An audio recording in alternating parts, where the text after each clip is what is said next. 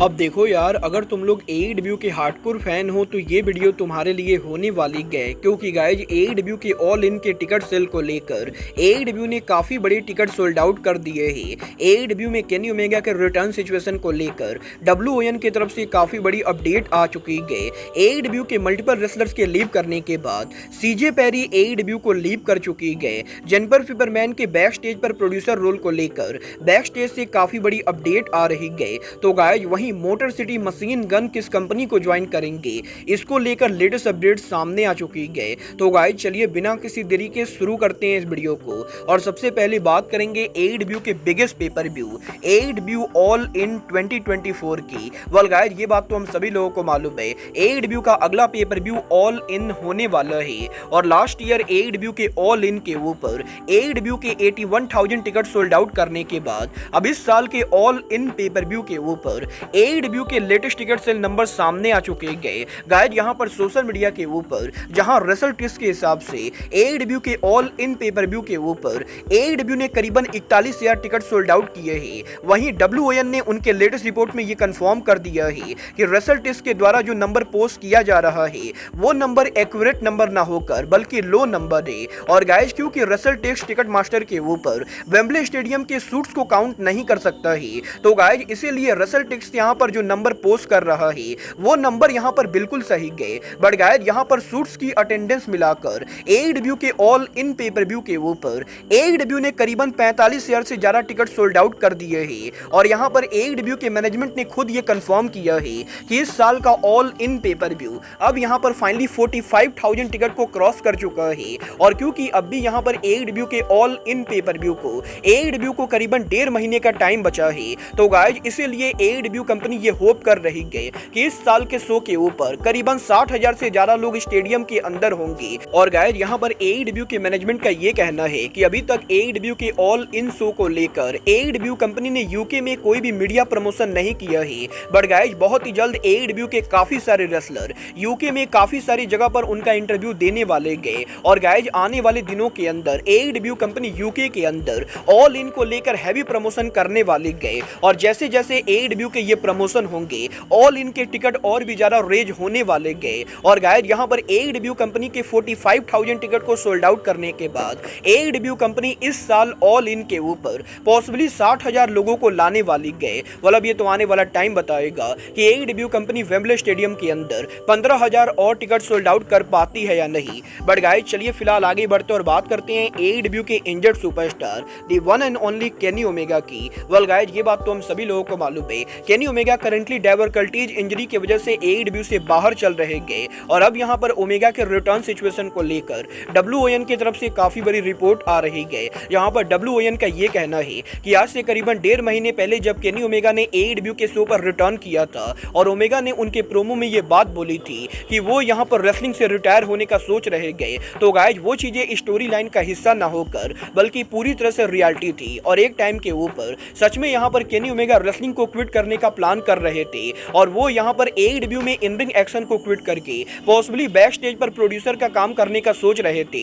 But guys अब यहां पर ओमेगा ने फाइनली उनके मूड को चेंज कर लिया है और केनी ओमेगा यहां पर एडब्ल्यू के अंदर 100% उनका इन रिंग रिटर्न फ्यूचर में करने वाले गए। और गाइस क्योंकि ओमेगा ने हाल फिलहाल में उनकी सर्जरी कराई गए, तो इसीलिए फिलहाल तो एडब्ल्यू के अंदर ओमेगा के रिटर्न को लेकर दूर दूर तक कोई भी प्लान नहीं गए। बट गाइस अच्छी बात यह है कि केनी ओमेगा यहां पर रिटायर ना होकर बल्कि जल्द ही हमें रिटर्न करते हुए दिखाई देंगे। वेल देखना बहुत ही दिलचस्प होने वाला है कि बेस्ट बाउट मशीन एडब्ल्यू पर उनका रिटर्न कब करते गए। बट गाइस यहां पर केनी ओमेगा वो इकलौते रेसलर नहीं गए जो एडब्ल्यू के ऊपर रिटर्न होने वाले गए। वेल गाइस एडब्ल्यू के अंदर बैंडिडो के रिटर्न होने को लेकर भी डब्ल्यूओएन की तरफ से काफी बड़ी अपडेट आ चुकी है। गाइस यहां पर डब्ल्यूओएन के लेटेस्ट रिपोर्ट के हिसाब से बैंडिडो यहां पर ओरिजिनली लास्ट मंथ के ऊपर ही रिटर्न करने वाले थे।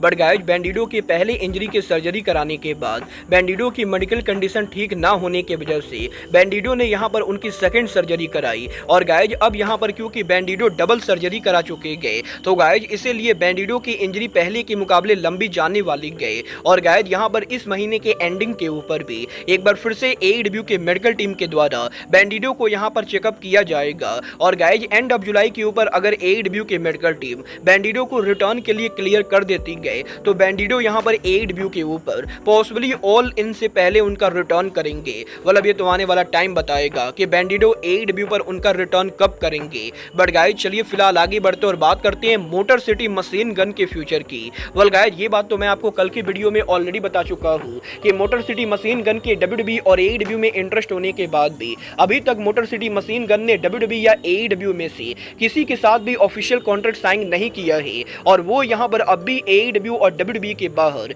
इंडी रेसलिंग शो के ऊपर काम कर रहे गए। बट गाइज अब यहाँ पर finally motor city machine gun के AEW और WWE पर फ्यूचर को लेकर बैक स्टेज से एक और बड़ी रिपोर्ट आ रही है, जहां पर इस रिपोर्ट के हिसाब से मोटर सिटी मशीन गन को करंटली AEW और WWE दोनों से ऑफर मिला है और जिस तरीके से स्टेफनी वैकोर को AEW और WWE दोनों ने ऑफर दिया था उसी तरीके से मोटर सिटी मशीन गन के सामने भी AEW और WWE दोनों के ऑफर पड़े गए। और गाइस जो लोग यहाँ पर मोटर सिटी मशीन गन के करीब गए उनका यहाँ पर यह कहना है कि यहाँ पर आज के टाइम के ऊपर मोटर सिटी मशीन गन के AEW के मुकाबले WWE को ज्वाइन करने के ज्यादा चांसेस है। और गाइस यहाँ पर करंटली AEW के मुकाबले WWE कंपनी वो कंपनी लग रही है जहाँ पर motor city machine gun possibly जाने वाले गए। बट गाइस क्योंकि अभी तक मोटर सिटी मशीन गन ने कोई डिसीजन नहीं लिया है तो गाइस इसीलिए अब भी ये कंफर्म बोलना मुश्किल है कि motor city machine gun WWE को ही ज्वाइन करेंगे। वेल गाइस मुझे पर्सनली नहीं लगता है कि मोटर सिटी मशीन गन को AEW को ज्वाइन करना चाहिए क्योंकि ऑलरेडी यहाँ पर AEW का टैग टीम काफी ज्यादा स्टैक्ड है और definitely motor city machine gun के इतने लंबे रेसलिंग करियर के बाद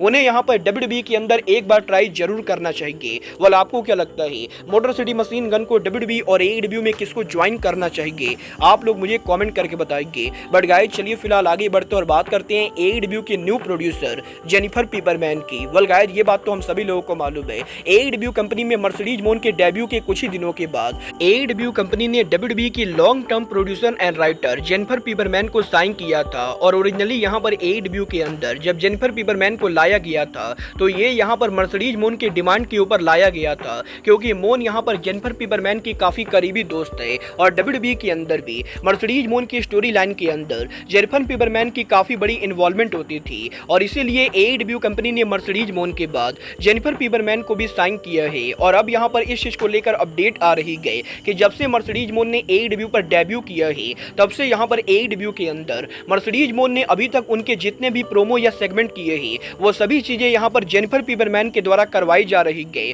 और वैसे तो AEW के अंदर मर्सिडीज मोन कौन से मैचेस जीतेंगी और कौन से मैचेस हारेंगी ये डिसीजन टोनी खान और मर्सिडीज मोन का आपस का होता है। बट गाइस यहाँ पर मर्सिडीज मोन के मैचेस कैसे होंगे, मर्सिडीज मोन का गियर कैसा होगा और वो यहाँ पर शो के ऊपर एग्जैक्टली किस तरीके से परफॉर्म करेंगी ये सभी चीजें जेनिफर पीपरमैन के द्वारा की जा रही है। और इवन लास्ट वीक AEW के बीच ब्रेक पर ब्रिट बेकर और मर्सिडीज मोन का जो कन्फ्रंटेशन सेगमेंट हुआ था वो पूरा सेगमेंट यहाँ पर पीपरमैन के द्वारा प्रोड्यूस किया गया था और AEW के ऑल इन के ऊपर भी ब्रिट बेकर और मर्सिडीज मोन के मैच को बिल्डअप के लिए पीपरमैन यहाँ पर हेड प्रोड्यूसर होने वाली गए। और करेंटली यहाँ पर AEW कंपनी जेनिफर पीपरमैन के वर्क से काफी ज्यादा हैप्पी गए। वाला अब ये तो आने वाला टाइम बताएगा कि AEW के अंदर पीपरमैन मर्सिडीज मोन को आगे कैसे ले जाती गए। बट गाइस चलिए फिलहाल आगे बढ़ते और बात करते हैं AEW से CJ पेरी के डिपार्चर की। वेल गाइस ये बात तो हम सभी लोगों को मालूम है लास्ट ईयर यहाँ पर AEW के द्वारा मीरो की वाइफ CJ पेरी को साइन किया गया था